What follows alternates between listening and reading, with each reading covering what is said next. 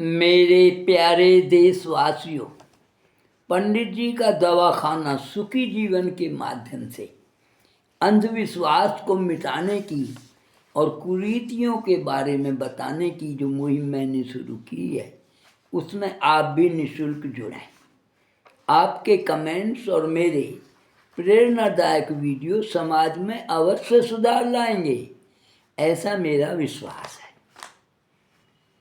पिछले वीक मैंने क्रोध करने के कारणों पर बताया था, लोग कैसे करते हैं। बच्चे,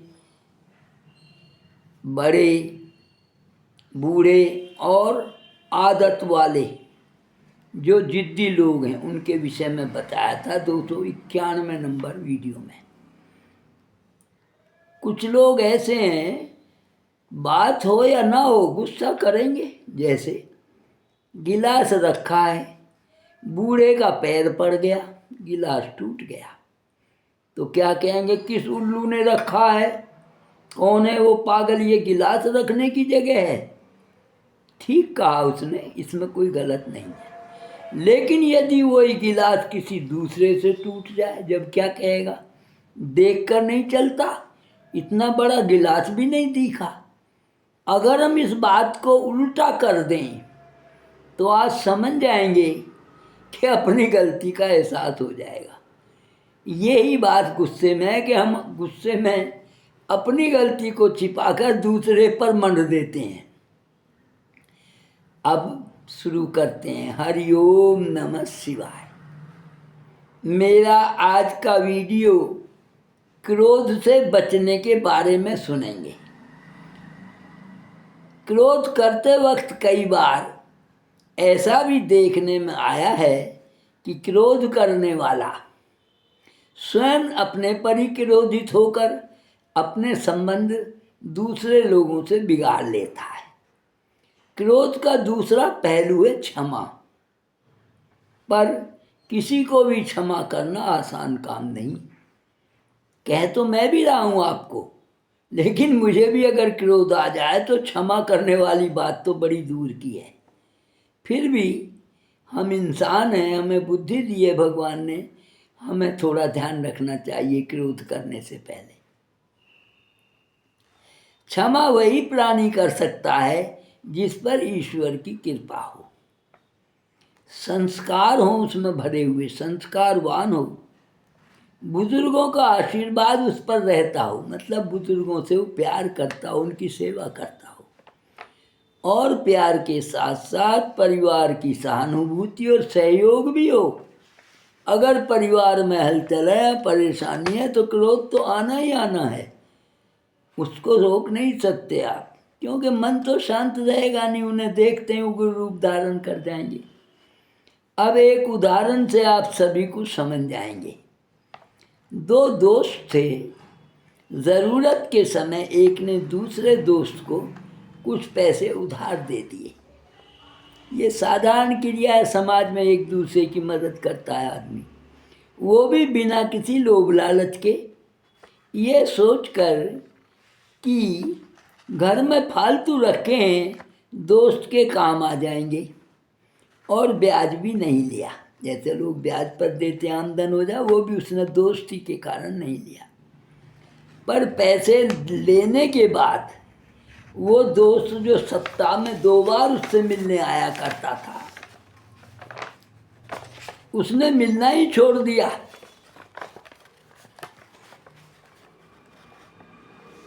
कुछ समय बाद गुजरने के बाद रुपए देने वाले व्यक्ति को स्वयं ऐसा महसूस होने लगा, मैंने क्या कर दिया। भाई दोस्त मिलने आता था, उसने तो मिलना ही बंद कर दिया, पैसे लेने के बाद अच्छी मदद करी, और स्वयं एक प्रकार के अवसाद का शिकार हो गया। वो बार बार यही सोचने लगा, मैंने रुपए दिए, अच्छे के लिए दिए, उसका काम हो गया, इसमें मेरी क्या गलती है, उसने मिलना ही छोड़ दिया।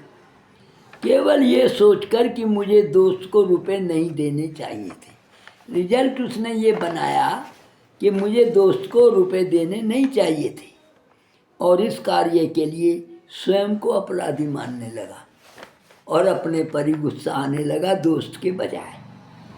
ये मैंने वो गहराई बताई है जो आपके जीवन से संबंधित है। सबके जीवन में ऐसा एक टाइम आता है। क्रोध से बचने के अब उपाय पर हम चलते हैं। पहला मूल मंत्र है क्रोध से बचने का, सात्विक भोजन। अगर हम शराब पिएंगे, नशा करेंगे, दिमाग नशे में रहेगा तो क्रोध ही आएगा। अगर हम तामसिक भोजन करेंगे, तामसिक विचार बनेंगे। तो मैंने बताया क्रोध से बचने का जो सबसे पहला मूल मंत्र है, हम सात्विक भोजन लें, तामसिक नहीं। कारण जैसा खाए अन्न वैसे बने विचार और मन। जो हम चाहते हैं उसी से तो शक्ति मिलती है हमें। दूसरा मूल मंत्र है सवेरे सवेरे शुभ मुहूर्त में उठकर कपालभाति, प्राणायाम और अनुलोम क्षमता अनुसार निरंतर करें। ये मैंने जो क्रम बताया है कि कैसे कैसे करना है, पहले कपालभाति, फिर प्राणायाम और फिर अनुलोम। इन्हें आप बदलें नहीं। मैंने अनुभव में देखा, अगर आप इन्हें दूसरे रूप में करेंगे, पहले अनुलोम विलोम फिर दूसरी बातें करेंगे, तो इसमें नाक बंद हो जाती है और आपका कार्यक्रम रुक जाता है। इसलिए इस क्रम को आप ध्यान में रखें। पहले कपालभाति, फिर प्राणायाम। जब अनुलोम विलोम करेंगे तो आपकी नाक खुली रहेगी, आप आराम से कर सकेंगे। कारण ऐसा करने से मन शांत होता है। ये मैंने बताया उसके कारणों को भी, उसके करने से क्या मिलता है। शरीर में रक्त संचार सुचारू रूप से प्रभावित होने लगता है। आपको स्वयं लगेगा आपका शरीर ढीला होने लगा है, नॉर्मल होने लगा, कोमल होने लगा है। तीसरा मूल मंत्र है क्रोध को रोकने का, परिवार को गीता का ज्ञान कराएं। मैं मानता हूँ हर घर में न रामायण है न गीता है, सारे सुनने भी नहीं जा सकते, घर के काम बहुत हैं, आज आदमी बिजी है। लेकिन आप थोड़ा बहुत 1-2 मिनट का समय हफ्ते में, महीने में दे दें तो कोई बुरी बात नहीं है। अब गीता का ज्ञान है क्या, ये भी मैं बताऊँ। कोई भी कार्य या कहें घटना या दुर्घटना बिना कारण के नहीं होती। दुनिया में जो भी कुछ भी घटता है उसमें कोई ना कोई कारण जरूर लगता है। प्रत्येक में हम कहीं ना कहीं प्रत्यक्ष या परोक्ष रूप में अवश्य जुड़े होते हैं। हम उसमें जुड़े हुए हैं, जो घटना हमारे साथ जुड़ी है, पर हम जल्दी से उसे समझ नहीं पाते क्योंकि हम उसमें मैं और तू को जोड़ लेते हैं। अच्छी तो घटना हुई तो मैंने करा ये काम, बुरी हो गई तो तैने करा है। जब हम मैं और तू पे आ जाएंगे तो फिर हम सही निर्णय नहीं ले पाते। क्या हमें अपने पूर्व जन्म के शुभ और अशुभ कर्म याद हैं? नहीं ना, किसी को भी याद नहीं है। तभी तो भगवान श्री कृष्ण जी गीता में कहते हैं, जो हो रहा है और भविष्य में जो होगा और प्राणी जो तेरे साथ भूतकाल में हो चुका है वही होना था, उसमें जरा भी उलटफेर नहीं हो सकता। वो उल्टा हुआ तो भी ठीक हुआ और तेरे मुताबिक हो गया तो भी ठीक हुआ, यही होना था। सत्य को स्वीकार कर लो। जिस दिन इस सत्य को स्वीकार कर लोगे मन शांत हो जाएगा, क्रोध होगा ही नहीं। चौथा, क्रोध से बचने का मूल मंत्र है परिवार में झूठ ना बोला जाए। झूठ हर आदमी बोलता, व्यापारी तो दिन निकलते ही शुरू कर दे। चोरी भी ना की जाए घर में, घर चोरी करने की जगह नहीं है, बाहर भी ना की जाए। ऐसा नहीं कह रहा मैं कि घर में ना करो तो बाहर कर लो, ये ना सोच लेना आप। और शक ना किया जाए। ये एक ऐसी बीमारी है शक की, जिसके घर में बढ़ गई शक और भूत, ये निकल नहीं सकते, घर का नाश करके ही निकलेंगे। कोई भी प्राणी भी इनसे बचा नहीं है। मैं आपको फिर कहता हूँ, शक से बचिए, भूत से बचिए, ये कुछ नहीं है। हर आदमी गलती करते हैं, जो शक कर रहा है वो भी स्वयं गलत हो सकता है। ध्यान दें मेरी बात पर। ये तीनों बातें बच्चों के भावी जीवन पर भी प्रभाव डालती हैं। जिस संस्कृति को हम पाल रहे हैं, जनरेशन को, उसके भले की कामना कर रहे हैं, उस पर भी डालती है और बच्चे परिवार और देश का भविष्य होते हैं। अगर हम उनको सही राह नहीं दिखाएंगे तो वो तो अटक जाएंगे, भटक जाएंगे, और फिर हमारा परिवार और देश भटके हुए रास्ते पर चलेगा तो नुकसान में जाएगा। पांचवा, क्रोध से बचने का उपाय है एकांत में बैठकर। ये बड़ा ज़रूरी है। अपने जीवन में की गई भूल और गलती, सामाजिक, आध्यात्मिक, धार्मिक, झूठ, धोखा और सेक्स संबंधी, चोरी आदि की लिस्ट बनाकर ध्यान में लाएं। ये भी बड़ा ज़रूरी है अगर गुस्से से निजात पानी है तो। कारण क्या है? पता चलेगा जो आपके साथ हो रहा है, जिस पर आप गुस्सा कर रहे हैं, उससे ज़्यादा अपराध तो आप स्वयं ही कर चुके हैं। फिर दूसरे पर क्रोध क्यों? मेरी एक एक लाइन इस गहराई में जाएगी और आपको वो रास्ता देगी कि आप गुस्से से बच सकें।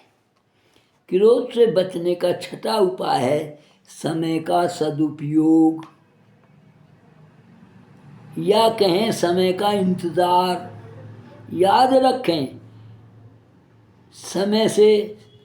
समय ने सबको हराया है। कोई भी जीवन का कार्य किस समय पूरा होगा, आज तक तो राजा हो या रंक, भिखारी हो या संत, नहीं जान पाया। किसी को भी पता नहीं है कौन जो हम कर रहे हैं कार्य पूरा होगा, नहीं होगा, या कब होगा, कैसे होगा, क्यों होगा, उसका रिजल्ट क्या होगा, किसी को पता नहीं है। याद रखो, यदि कार्य में बाधा आ रही है, मैं मानता हूँ जब कार्य रुकेगा तो क्रोध आएगा, मैंने इसे स्पष्ट किया है, आप क्रोध से बचेंगे। यदि कार्य में बाधा आ रही है तो हर प्राणी किसी को भी आधार मानकर क्रोधित होता है, पर प्राणी को समय नहीं दिखता। सत्य ये है उस कार्य के होने का समय नहीं है। क्या कहेंगे, इसने बिगाड़ दिया, ये ऐसा कर दिया, मैं रोक रहा था, ऐसा कर लेते। मैं कहता हूँ वैसा भी कर लेते, नहीं होगा। मेरी बात पर ध्यान दें आप और क्रोध से बचें। पर आप इस रहस्य को एक उदाहरण से समझ लें। मैं आपको पता है, मैं कोई भी बात बिना उदाहरण नहीं कहता, क्योंकि वो समझ में ही नहीं आएगी आपकी में। आप कहेंगे बाबा ऐसे तुम किताब में ही पढ़ रहे हैं, सत्य बोलो, झूठ मत बोलो, चोरी मत करो, अहिंसा परमो, उससे कुछ होता है क्या? तो मैं उदाहरण साथ रखता हूँ, समझ लें।